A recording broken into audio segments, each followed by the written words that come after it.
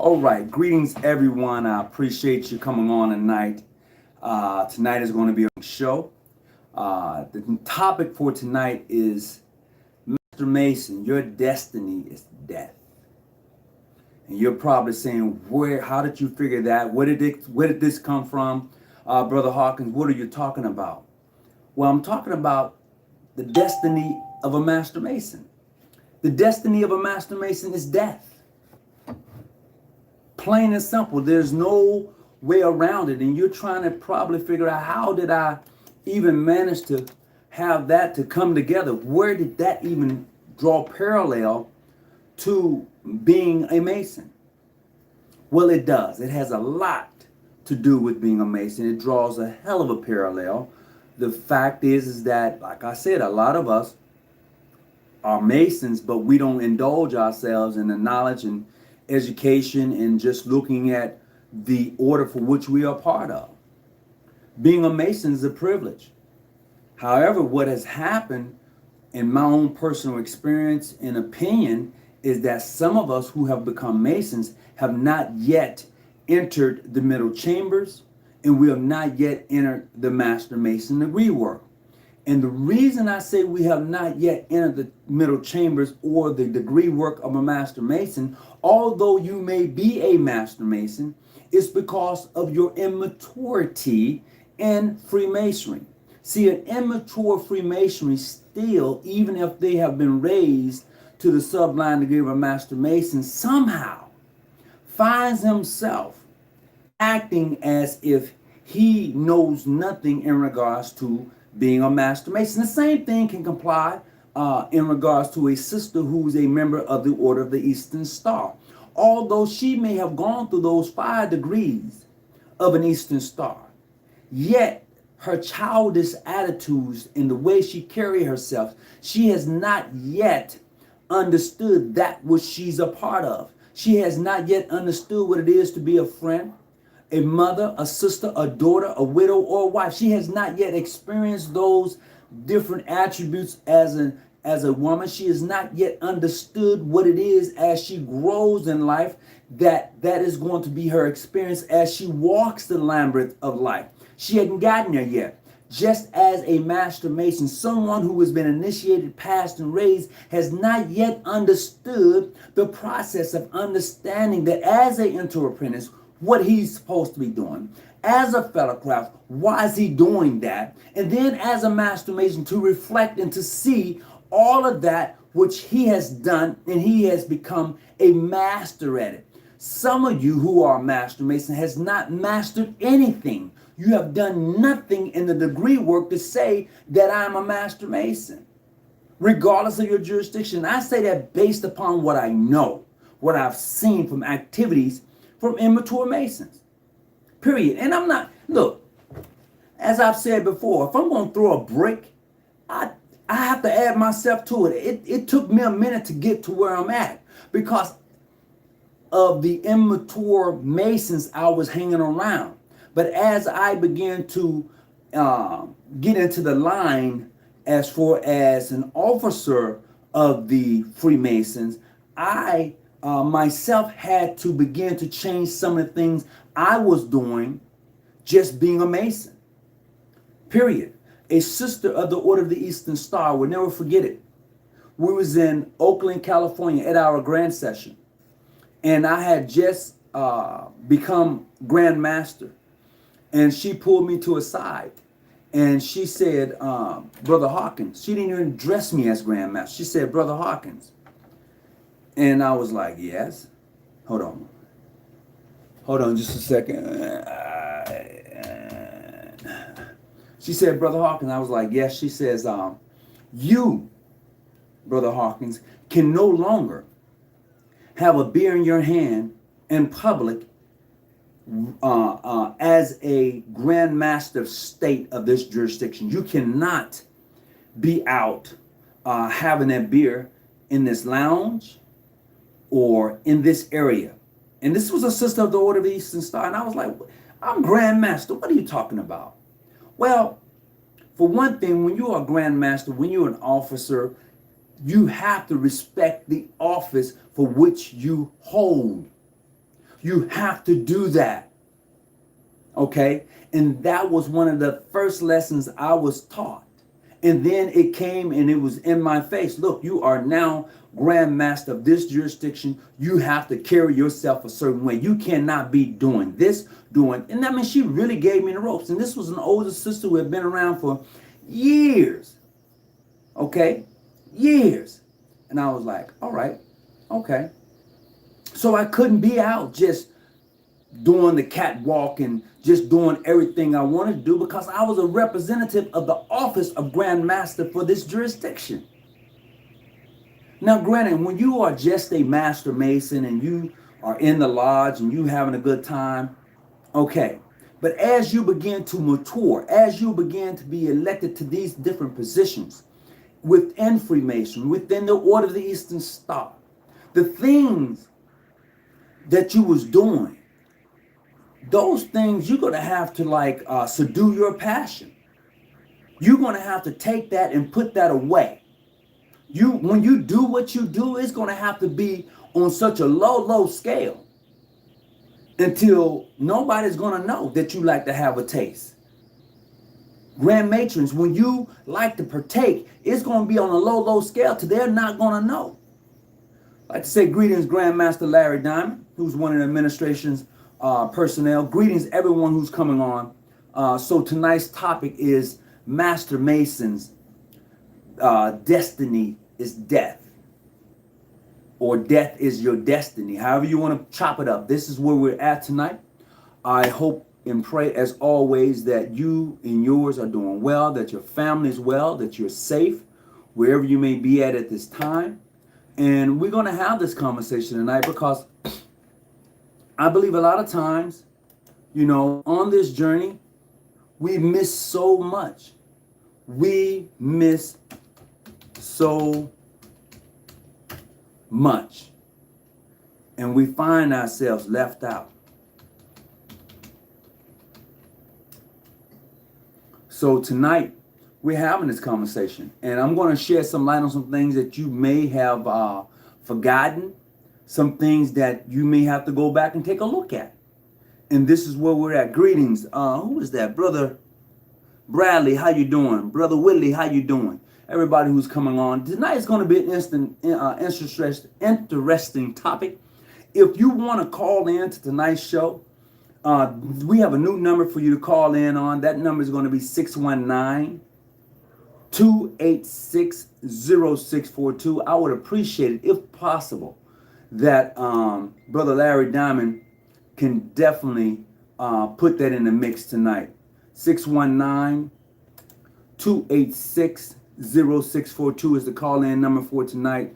We're looking forward to having this great show. And this is what it's going to be about tonight. The destiny of a Master Mason is death, or death is the destiny of a Master Mason.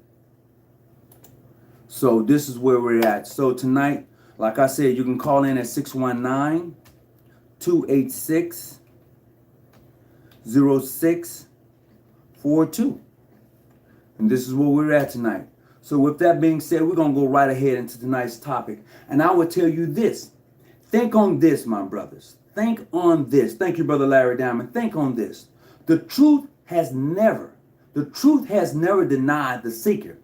It is the seeker of truth that has denied the truth. Listen to what I said. I said the truth has never denied the seeker.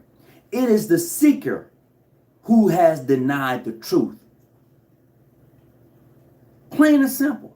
And we who claim that we are seekers and bearers of light have ourselves denied the truth when it's been in our face. When we have seen the truth and what it really looks like, we ourselves have totally denied the truth. We have done that. And this is what you get. This is exactly what you get. But we're going to have to understand that Masonry is beautiful. I mean, it is just one of those organizations to when you have a bond of men who really stand fast to the obligation. It is all of that. I don't care what your jurisdiction is. And that's the thing we're going to have to get out of, brothers and sisters. You're going to have to get out of this jurisdictional thing. you're going to have to look at Masonry bigger than where you're at. And I feel like I'm repeating myself, which I'm doing, is that whenever you see and think that you are more legitimate than the next person, you're telling yourself a lie. You're lying to yourself. Okay? And I'm going to tell you this here. For those who may be in that Prince Hall Connection group, yeah, I said it. You know, I know you're trying to definitely find out how am I getting my information and all of that stuff in the group. And you don't even worry about it. Enjoy yourselves, okay? Enjoy yourselves. And if you're on this page and you take this video and put it somewhere else, you want to criticize the video, why don't you call into the show and let's have this conversation? If you think that I am not who I say I am, stop watching the show. Because apparently you're here to learn. Apparently you're here to get some information, okay? Apparently so. I'm just throwing that out so you will be aware, all right? You wouldn't be watching this if you was not here to get some information. Period. I'm talking to all of those who tune in. I'm talking to those who are looking to be a Mason and those who are a Mason. And I would say this to those of you who are seeking to become Masons and Eastern Stars. And I've often said it, it's a beautiful organization. You just have to be aware around the people that the jurisdiction you go into. I personally don't care what jurisdiction you go into. I don't.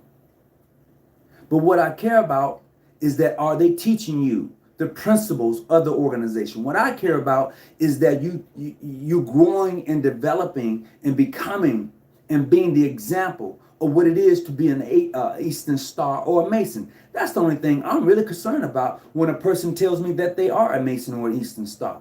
Are you the example of a Mason? Are you the example of an Eastern Star? Other than that, your jurisdiction means nothing to me because yours probably, vice versa. Once I've known you to be a brother or a sister of the order, I take that for what it is. It's not nothing personal. I take what you have shared with me, what you've done with me, for me, I take that to heart. For those of you who know me, period. You know, I just want you to sit back, relax, and let's have this conversation tonight. So if you got any comments in the chat and you want to call in, the number has already been posted. We can do that. Good evening, squares and stars. How you doing, Eric Porter? Thank you for tuning in. What's that? Jackson, how you doing? Good evening, brothers and sisters. Yes, good evening to everybody who's coming in. Today, we're going to have this interesting conversation about the Master Mason degree. Okay? And so, let's start off like this. What does the Master Mason degree really teach? I don't know if you've heard of this lecture before. I don't know if you've really indulged yourself in just finding out what does that degree teaches. What does the Master Mason degree actually teaches? And I'm going to give you my personal opinion about what it really teaches based upon what I've read, what I know for myself. It teaches that death is our ultimate destination.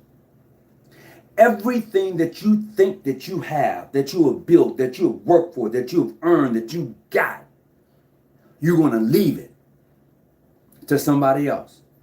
Your house is going to be left to somebody else. Your car was going to be left to somebody else. Your money is going to be left to somebody else. The books you bought are going to be left to somebody else.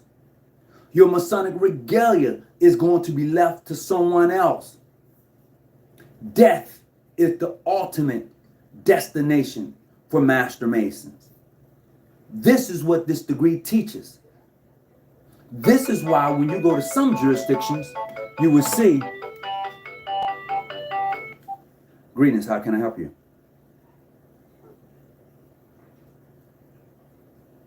Brother who? Illuminating light? Hold on. Hey, Illuminating Light, what's going on, bro? How you doing, bro? I'm all right. So tonight, as you know, we're talking about what does the Master Mason degree really teaches.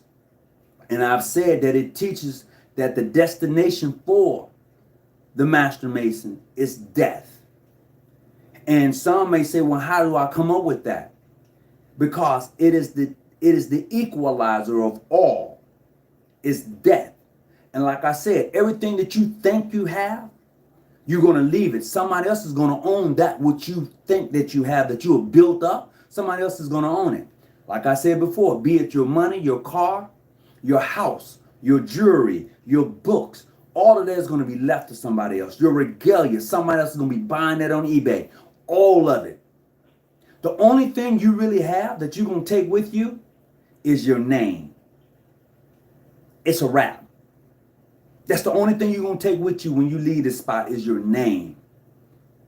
And if you have not done anything for anybody along this life journey, you'll find out that it's going to be for naught. Because the knowledge that we have, we should leave that. We should share that. You should build instead of destroying. And a lot of times I find a lot of us that destroy shit. I mean, that's just my personal opinion, but based upon what I see and what I know. You got something you need to add there, brother? No, I think it's interesting, the topic, that I think that is the destiny of a Master Mason. Absolutely. And just watching, I'm listening to you. Well, okay, so check this out. The third degree teaches us that our invaluable destiny is death. But at the same time, in the ceremonies, in the very name of Hiram, it is the ceremonies in the very name of Hiram in the shadow forth the great doctrine of another life. In the immortality of the soul, the word Hiram in Hebrew means he who was or shall be raised alive or lifted up. It is also symbolizes the people raised from the death of a vessel, of ignorance to life, of freedom and intelligence. That's what the word Hiram actually mean in Hebrew. Now check this out, bro. Here's the craziest thing. Vessels.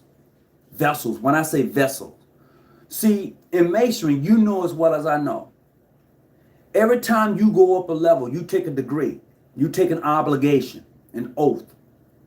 So as an inner apprentice, you move up. You take another oath, obligation. Master Mason, you move up. You take another oath, an obligation. The higher you go, you take oath and obligation. And each oath, each obligation binds you more and more to your brother, to your sister. It binds you more and more to this order that it damn near consumes you if you don't understand what the organization is all about. I mean, this is from, like I said, I'm giving you my personal opinion and my experience. Because when you become a 33rd, you actually become married to the organization. Yeah, brother.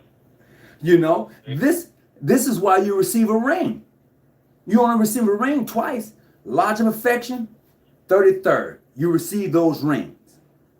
Now, the importance behind the rings is your, you can add to it, bro.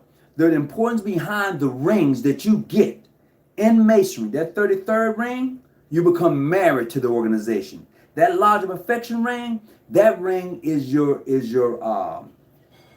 seal.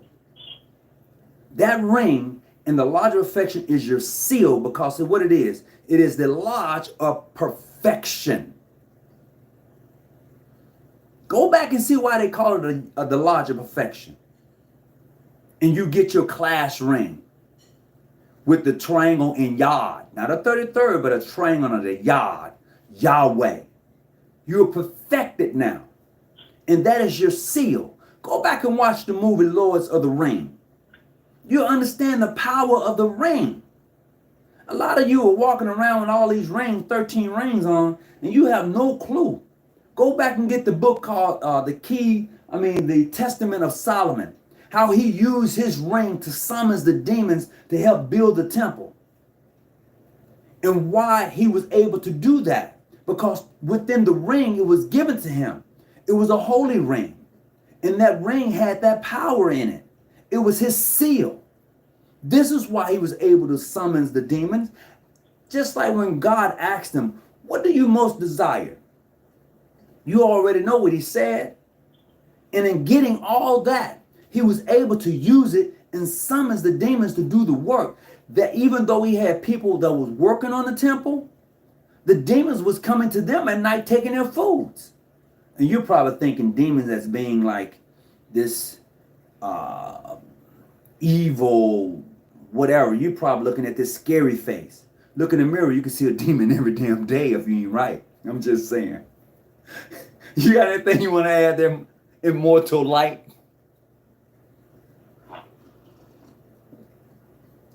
Can I interject? Say what, bro? Can I interject? Oh, yeah, go for it.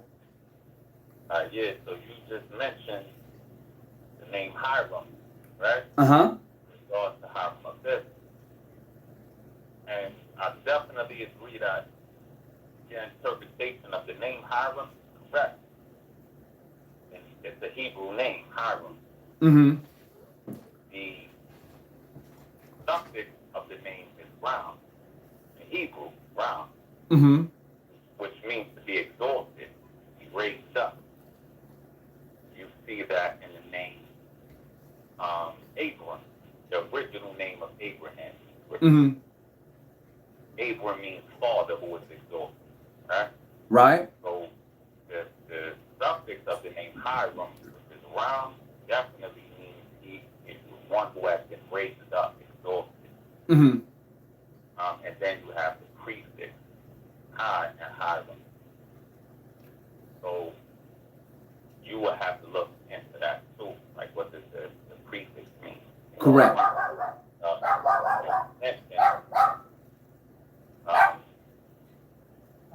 So we hear him barking in the background. Man, I got that little that's my grandkids, man. You know, I want to choke that dog so bad, but my grandkids come over and they just anyway, go for it. All right, so we understand. I believe you're alluding to the fact that the whole Hiramic legend is talking about a resurrection. You know, one who has been raised, one who has been exalted. And the subject that you have mentioned in the show is the how symbolism of the Master Masonry teaches us that death is our destiny. Mm-hmm. And I would agree with that in terms of the symbolism we're presented with.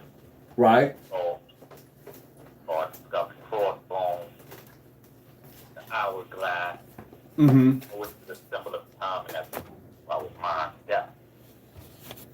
Mm-hmm. Freemasonry, in so many ways, presents us with symbols to contemplate our mortality. Right. The fact that we will die. Mm-hmm. That's true. So, what life lesson does that hold for us? Mm-hmm. What lesson does that hold for us? In Masonry, I'm just trying to stay on track with, Oh, go for it, bro. Go for it. with what I believe you stated to be the subject matter. Well, that is the subject matter. I mean, the subject matter is death. I mean, our destiny, that's our common destiny. And for people to walk around, and individuals to walk around who claim to be Master Masons and don't yet understand those 8 emblems of the Master Mason degree and how they are part of guiding you in your profession as a Master Mason. How that even though you may be a Master Mason, you're still acting as an apprentice. You still has not yet matured into the man you're supposed to be in the Master Mason degree. Anytime you find yourself, and look, and I say this, and I want to make sure I say it all the time. This is including me too, because I had to go through some growth to get to where I'm at right now. Anytime you find yourself debating someone about who you are, You're telling me that you don't know who you are. You shouldn't debate anybody about who you are. Period. If you call yourself a man and somebody's questioning your manhood, you shouldn't even debate them. As a matter of fact, you should walk away from them. Because apparently they're trying to bring you down to a level of the beast. And when I say the beast, they're just of ignorance. If you're not taking care of me, then who are you to tell me that I'm less than? I'm not your child.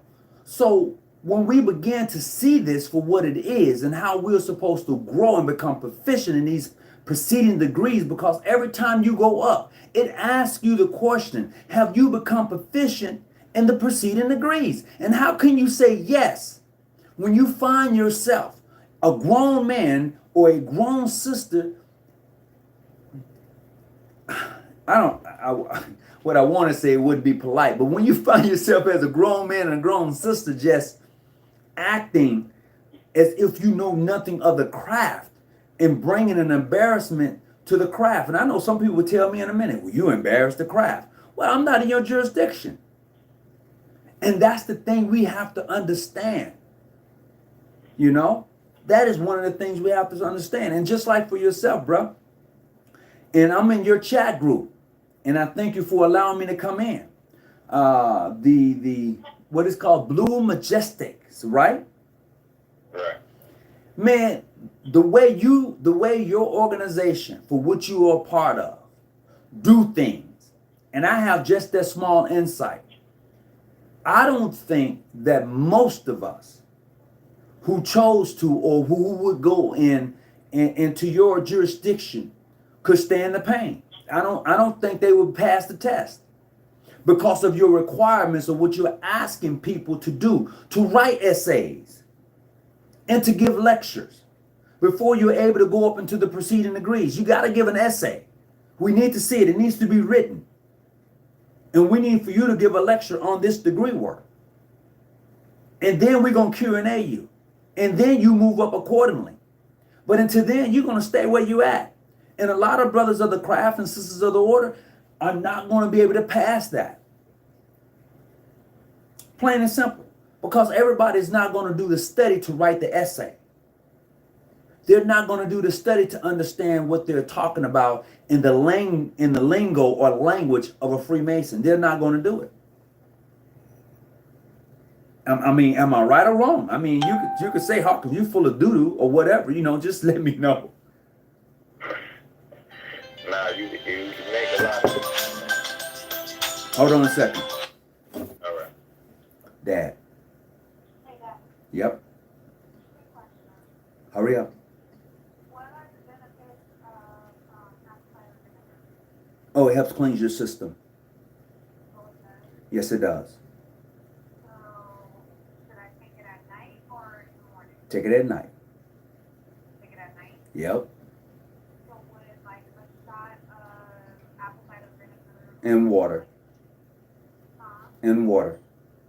So, I was thinking like ginger, No, ginger tea by itself is good for you. Oh, just ginger tea by itself. Mm-hmm.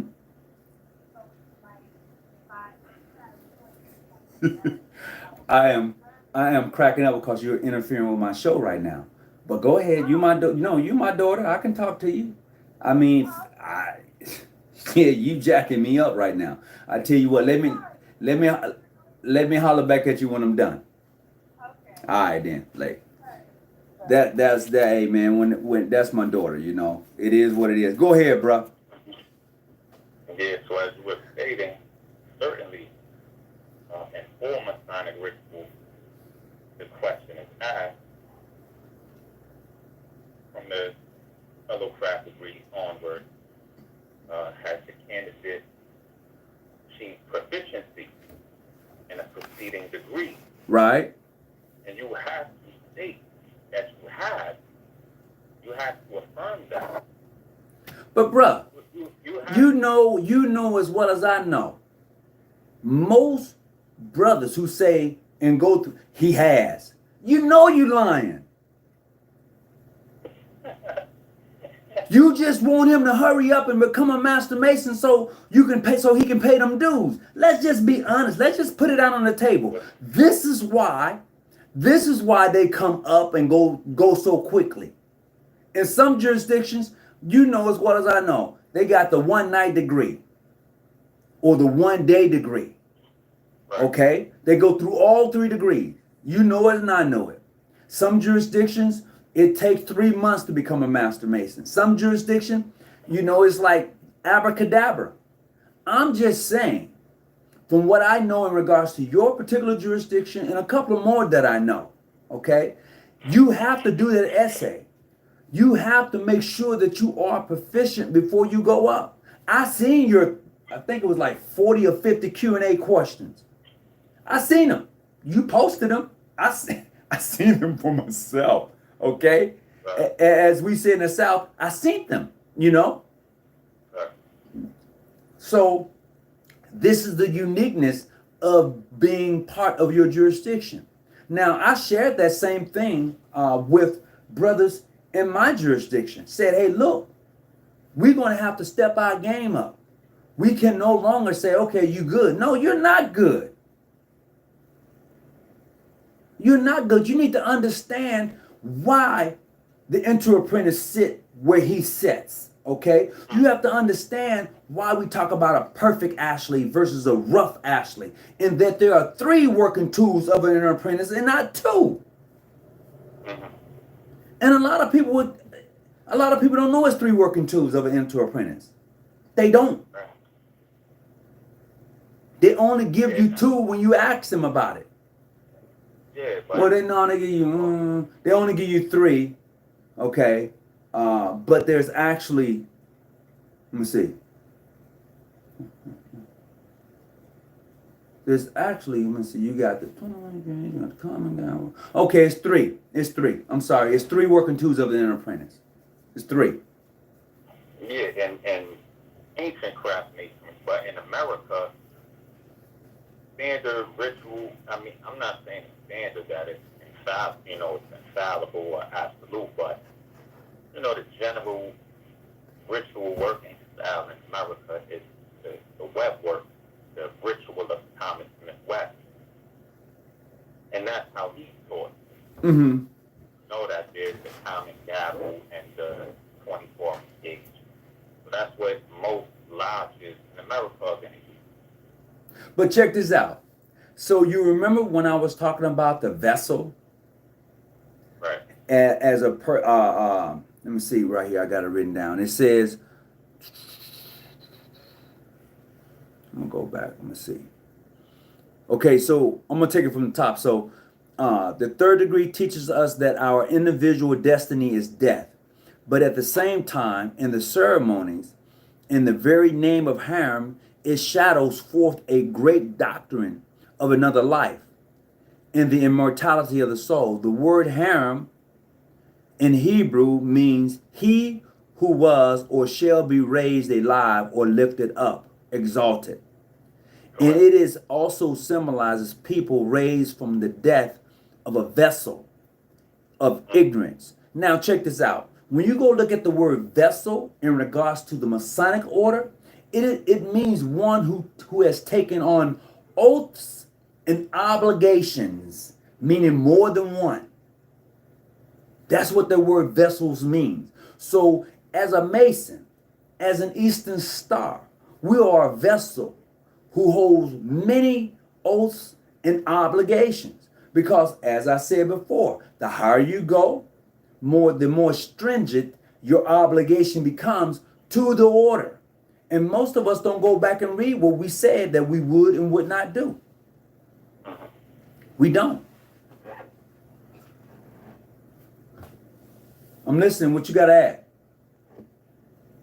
Now, that's like what you're saying right now.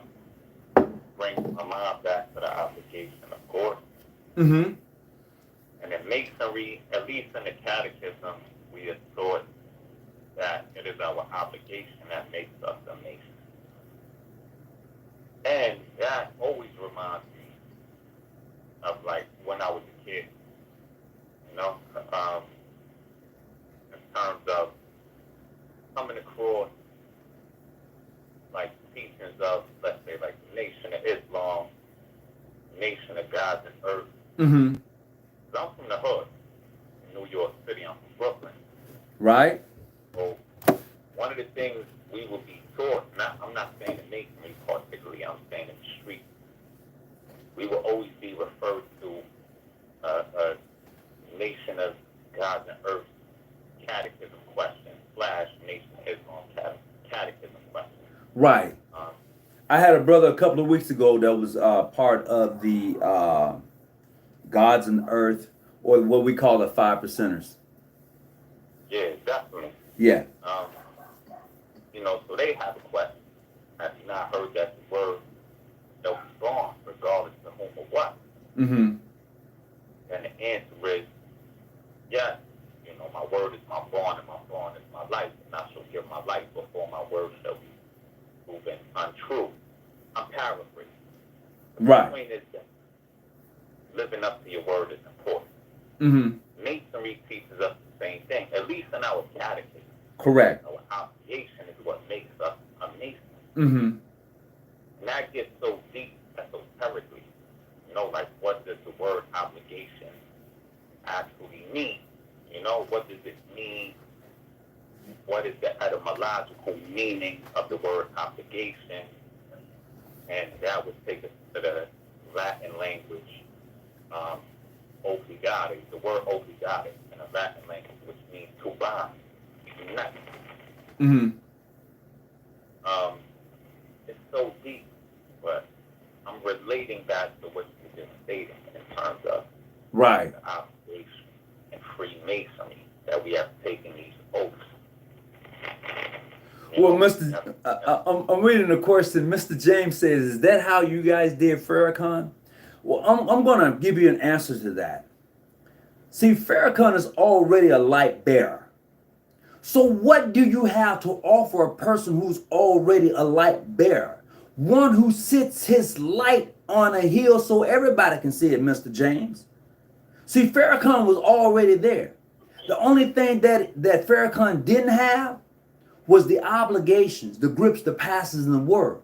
So he went through the ceremonies to receive that. So to say, is that the same thing you did to him? That's a different beast. That's a different man. That is one man who should have been honored with those rights and privileges a long time ago. But you know, as well as I know, most organizations that claim to be Freemasons wouldn't touch Farrakhan.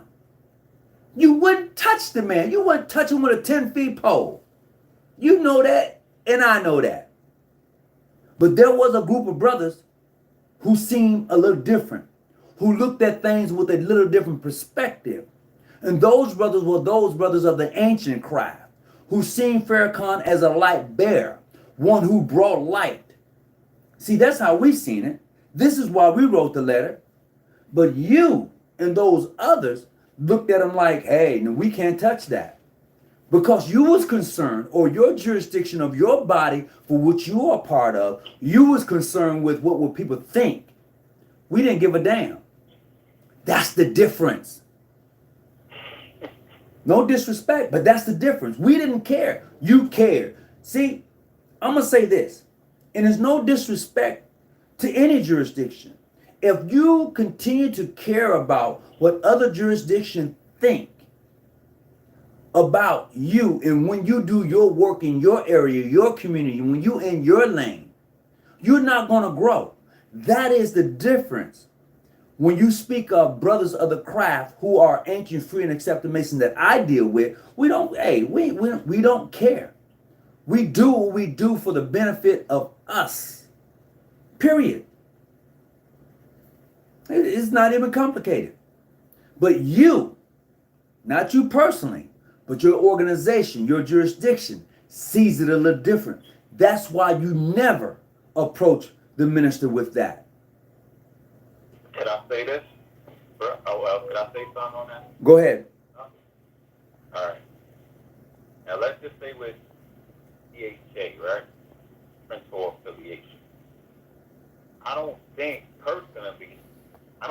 that PHA would have personally this is my opinion based on my research. I don't believe that PHA principal affiliation would have particularly minded to, let's say, quote unquote, initiate, pass, and raise Brother Farrakhan, right? Right. This is what I'm saying. This is what I'm saying. Hey, do me a favor. Do me a favor, bro. Give me a call back on my personal number. I'm getting some static in this number that you're talking on right now. All right. All right. All right. I appreciate it. All right. Thanks. Cool. Okay. So he's going to give a call back in just a couple of seconds. But as I was saying, in regards to the topic for tonight, and when we're talking about, the Master Mason, the destiny of the third degree is death. It teaches you about death and resurrection and what it's all about. Go ahead, my good brother. What's up? Yeah. So to continue, I don't think that like PHA, if let's say Brother Farrakhan formally petitioned them, right? I don't think he did petition them. No, he didn't. No, he didn't. I know he didn't. okay.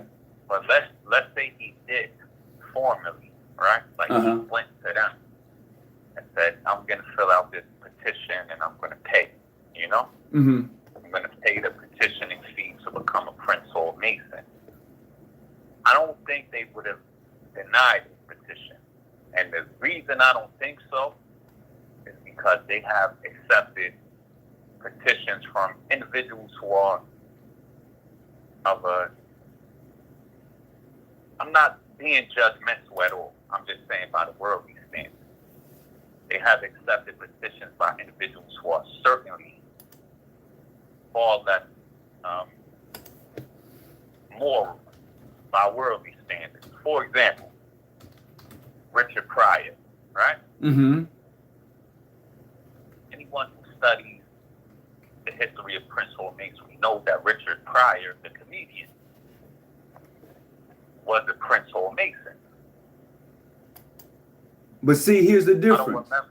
Here's the difference. This is what I'm trying to get to. Okay, go for it. We all know. I respect Richard Pryor 100% as a black man. 100%. I love him. You know what I'm saying? Just for his legacy. He's a funny dude. By far one of the greatest comedians in history. Okay. But we all know he didn't deny it himself. He's human. Mm-hmm. Nobody denied he smoked crack. He was wilding out. Right. As a human. Richard Pryor, even while he was a so-called Prince or Mason. Mm-hmm.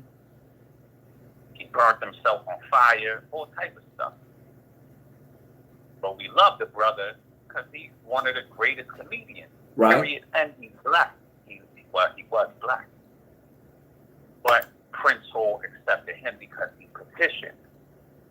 So I believe if Farrakhan would have petitioned PHA, they would have accepted him. However, Brother Farrakhan wouldn't. I'm not trying to diss PHA, but Brother Farrakhan being of the level he's on in terms of public popularity, he would not go to you. He's not going to do that. Keeping it real with you. Okay. He's not going to step through Prince Hall Mason to petition y'all. He's not.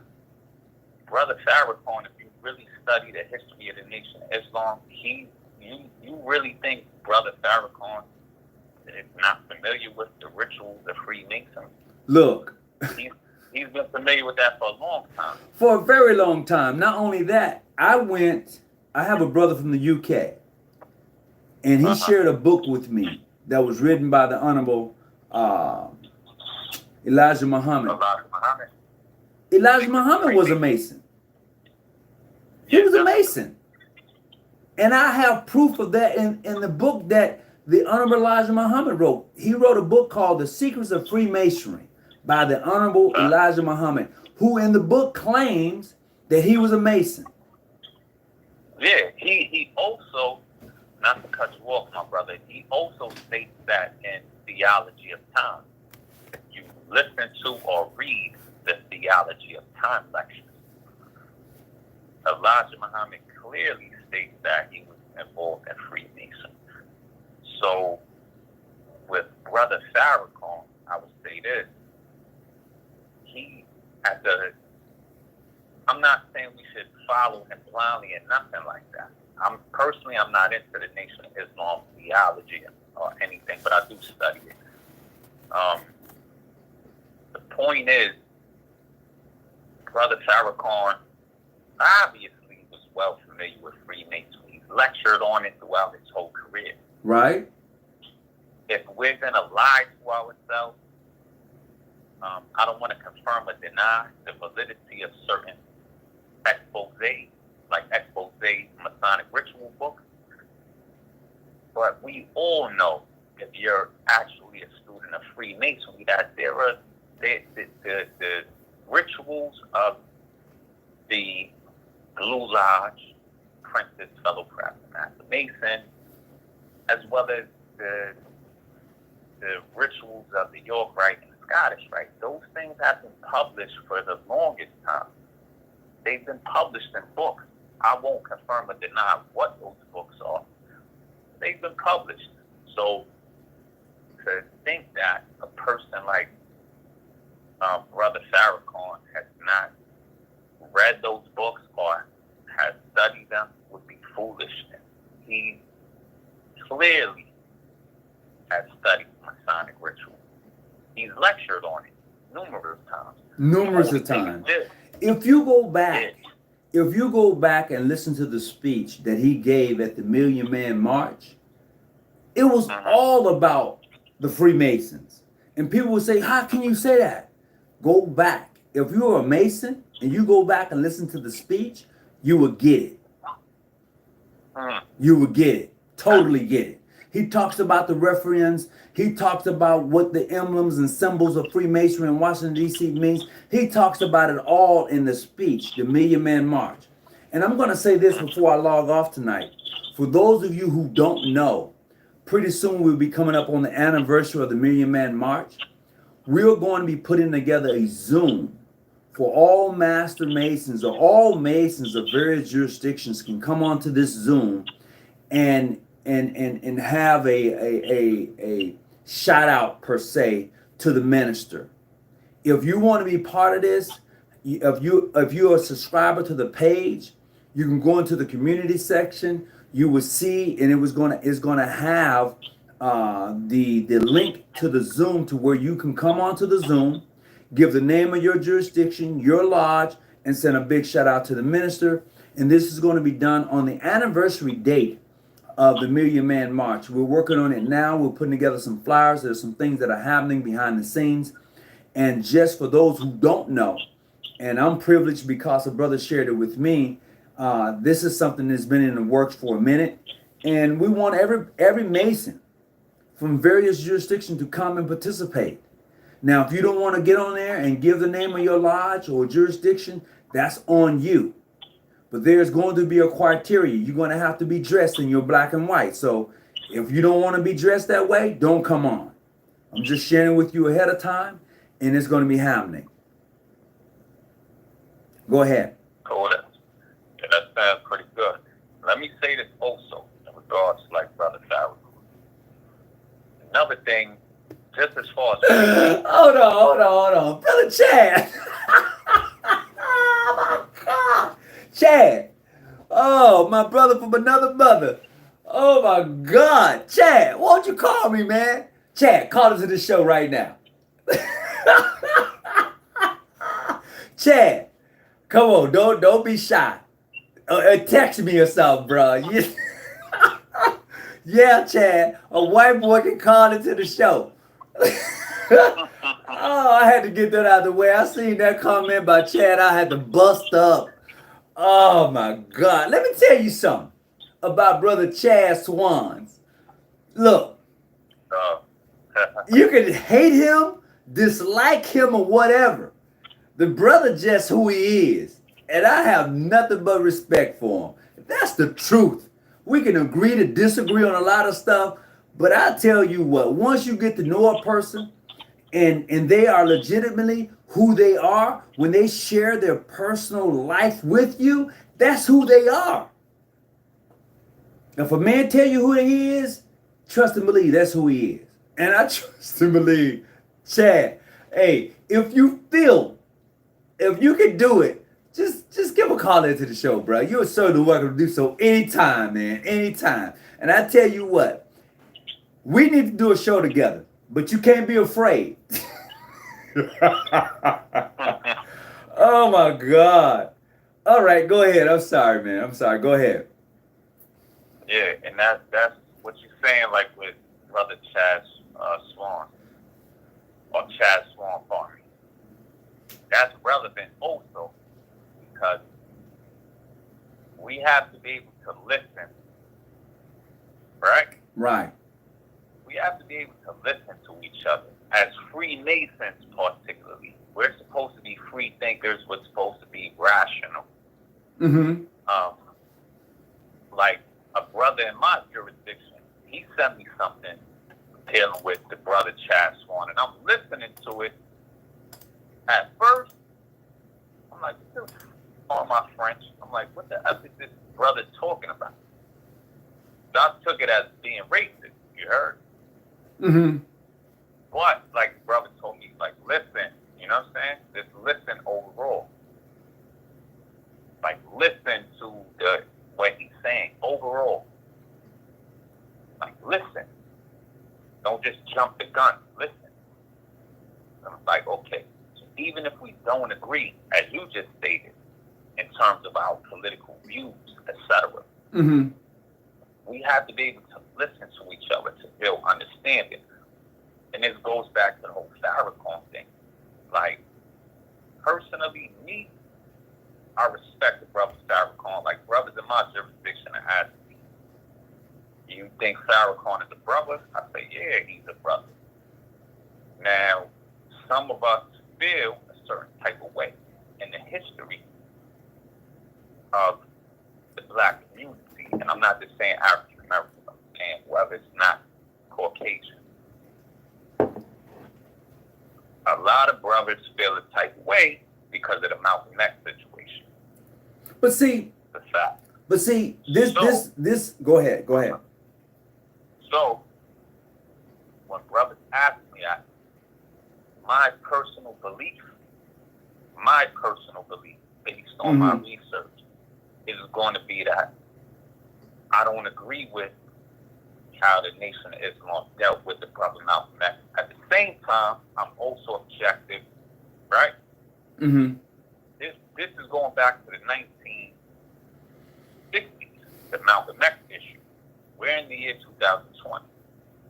I'll look at the different speeches coming from both sides, right? And I'll see, like, let's say, for example, and I'm not trying to digress, I'll see, like, damn, certainly Elijah Muhammad instructed, the ministers of the Nation of Islam not to say nothing negative about the assassination of President JFK, right? Mm-hmm. That's a fact. Not everybody looks at the newspaper articles from those days or the video news clippings from those days. They won't go that far in their research. So I'll look at that type of stuff and be like, damn, Malcolm X certainly violated what Elijah Muhammad told him not to do. He did it anyway. That's just a fact, right? And it caused a lot of beef inside that organization. Certainly, the Nation of Islam did not like Malcolm X once he went against what Elijah Muhammad said. That's just a fact. It's video footage. Nobody can deny it if they're honest. So when brothers ask me things like that, like, yo, what do you think about Farrakhan, you know? Mm-hmm. And I'll say, I certainly don't agree with like religious dogma. I don't.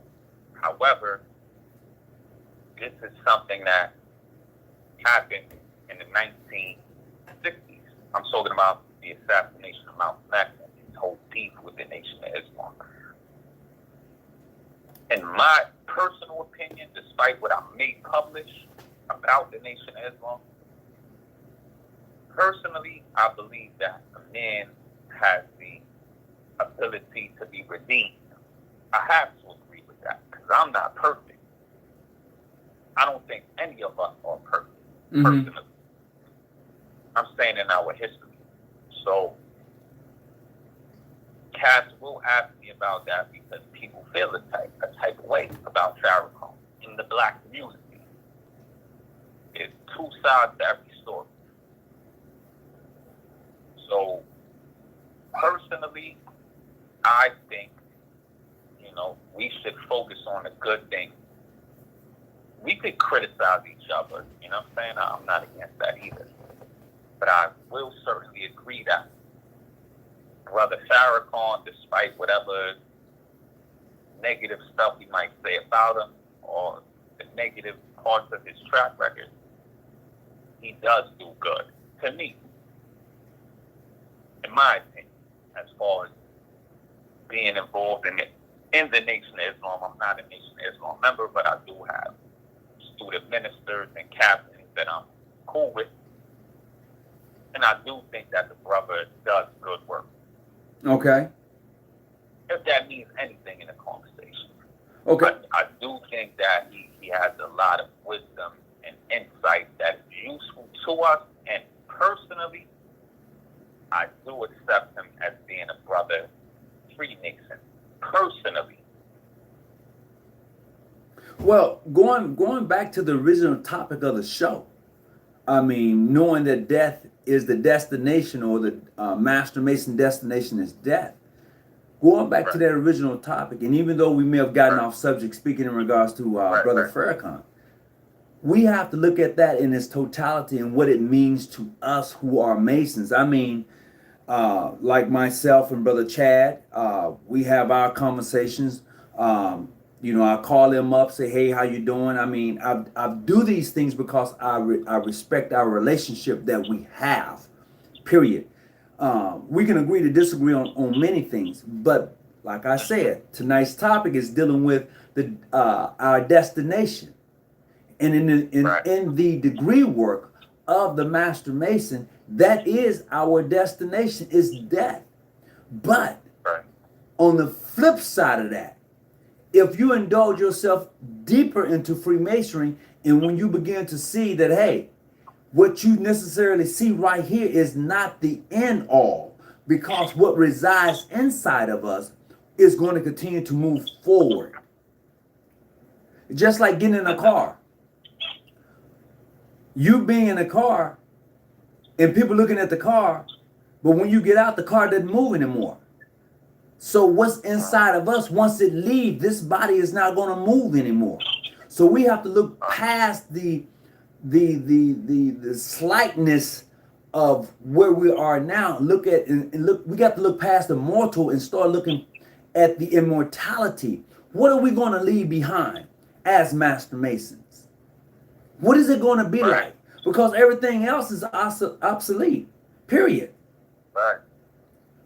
So I think that, not to cut you off, my brother, I think that what you're saying is, it's important in regards to legacy, right?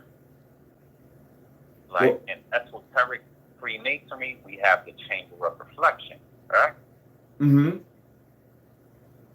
In initiation, some of the mainstream jurisdictions allow certain lodges to use the chamber of reflection, right? Where you're in the first degree, from first degree, where you're exposed to symbols of death.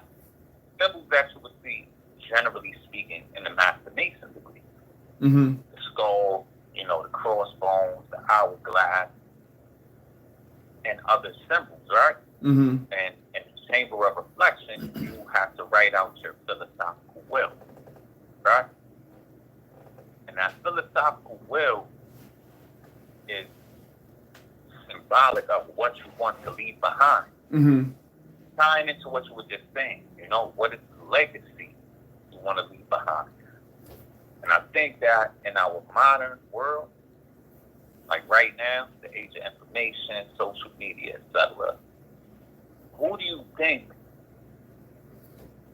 in our study of history, right, overall, who are those individuals who are really remembered? I'm talking about legacy, right? After they died, who is really remembered? What names do we really remember, right? I can guarantee you that if we look at the let's say, world history going back 1,000 years ago, for the most part, none of the individuals promoting materialism, etc., are really remembered like that. The individuals that are really remembered are pretty much individuals who have undergone what reflects the Master Mason degree in Freemasonry, those individuals who have really reflected upon their mortality. Mm-hmm. For example, you would remember, let's say, an ancient Egyptian history, right? You will remember Imhotep, an ancient Egyptian builder. His name is known. People remember him. Imhotep, Ptahotep, the ancient Egyptian pharaohs, the Greek philosophers, Plato, Socrates, Aristotle, Pythagoras. These are individuals who had knowledge, who were initiates of the mysteries. We remember them. We remember these guys. So I kind of think that what you're saying is very relevant in terms of Freemasonry in regards to the Master Mason degree. Your destiny is death. Will you face your death, and what does it mean? For a lot of us, I'm closer to my late 50s than anything else. But the funny thing is that I see myself as my parents now, and I say that because I'm at where the sun is at its meridian height in the glory and the beauty of the day. That's where I'm at in my life. And for me to sit idly by and have knowledge and understanding of some things, and to be able to assist and aid a person along this life journey, and to be selfish in the process, does me no good. And to when I see a brother, a person who let's remove color out of it. Okay, let's just remove the color out of it. But when I see a man, one who is worthy and well qualified of my assistance, and one who, when gives his word is bond. That is truly indeed one who should be respected. But what we do as individuals, as Masons, is based upon our mere simple understanding of that. No, I can't talk to you because you're not in my jurisdiction. You're really missing the bigger part of what Freemasonry is all about. This is why a lot of brothers don't get the opportunity to enjoy Freemasonry, because they have not yet matured in Freemasonry. They still an inner apprentice, yet they can call themselves a 33rd or 95th or whatever, but they haven't matured into Freemasonry. This is why we still have debates about history and about legitimacy and about this and about that, because you haven't yet evolved. You have not yet matured. Until you mature, until you evolve, you're going to be ever talking about the same thing over and over again. And that is the uniqueness I find in a lot of brothers who don't grow. I find it uniquely to say, damn, I mean, are you going to ever grow up? Are you going to ever move forward and say, look, I have better things to do? I can be the prime example of what a Mason is in my jurisdiction for the next young brother coming up?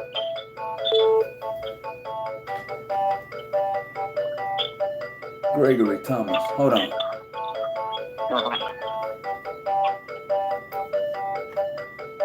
Brother Thomas, what's up, man? Hey, Hawk, man, it's just give me a call back from the other day, man. Man, you on my show live. You might as well give me a shout out. Huh? I say you live on my show now. Oh, am I really? You are really. Well, special shout out to you, good brother. Past Master Greg Thomas, past Grandmaster Greg Thomas, Most Worshipful King Solomon Grand Lodge, AF and AM of New York, and its Masonic jurisdiction. Tony, I'm proud of you. Keep up the good work, brother. Hey, Keep bro. fighting a good fight. Wait, we got to talk. So I'm going to give you a call back later on. Are you going to be up in about 30 minutes? Oh, sure. I'll be up. All right. I never sleep. I'll give you that call back, bro. All right, bro. Looking forward to it. All right, later. All right, later. All right. Yeah, that was my good brother, my good friend, brother Gregory Thomas. Yeah, we go back. We got relationships. We go back. Somebody was just trying to call in. I didn't answer that phone call because I got a lot of static coming through that line right here. If you want to, for those who was trying to call, please do. You're welcome to call the number 619-985-1184 is the number that you can call in tonight for tonight's show. So give me a call at that number. We can continue to have the conversation in regards to the Master Mason destination is death. And I know this sounds kind of crazy, but it is so true. It is the great equalizer. This is why even in your 32nd degree, there are some things that take place that reminds you, trust me, it's going to remind you that you're going to pass that valley. In this jurisdiction, there's a process. I can't talk about anybody else's jurisdiction. That when you become a 32nd sublime prince, there is this process that you go through that's going to truly remind you that you're going to pass through the valley of the shadow of death. There's that process. So, we've been on here about 107. I don't really have anything else to add, but I do want to say to all who has tuned in tonight that you've gotten something from this show, that I would hope that you understand that the great equalizer is death, and that all of us is going to pass through the valley of the shadow of death. You know, you can say whatever you want to say about your regularity or whatever, but you're going to go through the valley of the shadow of death. No doubt about it. So with that being said, go ahead and close out real quick there, bro, if you got any last words, and then we're going to say good night to the brothers of the craft and those sisters who are on here tonight. Yeah, so brothers of the craft, whoever's of the craft, keep in mind, definitely, what the brother stated. If you're seriously involved in Freemasonry and the spiritual teachings of Freemasonry, that should be your point of reference to fellowship with your brothers in the craft. That should be the point. Your knowledge, sharing this wisdom, to have this level of understanding. So, I agree with Brother Hawkins that if you're really studying Freemasonry as a spiritual path, as a path of self-development, of maturity in life, and you're beefing with individuals because of whatever, jurisdictional matters, you're not ready for this. It does a disservice. If you're really on a spiritual path, studying the lessons, particularly the lesson of Brother highlighted in this episode, death, the lesson of death. You're going to be more serious and you're going to be more mature, and you should be able to deal with your brother in the craft and fellowship with him. That's what it's really about at the end of the day. You have somebody you can relate to. That's the point. You have brothers you can relate to that can understand you, that understand that foreign language that you learn to speak when you travel into foreign countries, foreign levels of consciousness that are unfamiliar to what we would call the profane or the uninitiated, those individuals that are on the materialistic plane of consciousness. So with that, definitely I appreciate the subject matter of the episode. And every brother, stick to that. Stick to your lessons in Freemasonry, study them. Like attracts like. That's the law of correspondence, the law of attraction. As within, so without. If your mind is vibrating on that level of understanding, you're naturally going to come into contact with brother Freemasons that are on that same level of vibration. That's what life is going to bring you, and that's what you should stick to at all times. That's all. Freemasonry is truly free. The reason for you paying the dues in Freemasonry is for the brothers to be able to do what they have to do in terms of holding meetings, holding events, so on and so forth. So just study your lessons. Study your lessons, and if you're true to the lessons of Freemasonry, you're going to be on a vibrational level, mentally, spiritually, in which you will be on a level with brothers that have the same understanding that you have, for the most part. So with that, that's all I want to say, my brother. Thank you for letting me speak on your forum, for sure. And peace and love to all true Freemasons everywhere throughout the globe. Well, I appreciate you, and thanks everybody for tuning in. That was, interesting topic. I hope that you got something out of it. Although we did get off the beaten path for a minute, we want to definitely try to stay on that. So look, enjoy your evening with your family, your friends, your loved ones, and remember, stay safe. Wear a mask. Stay safe. Wear a mask when it's caused to wear one, okay? And with that being said, the higher you climb, the clearer the vision. And whatever you do, always remember to stay out the bushes and keep that light on. I'm out. Peace and be well.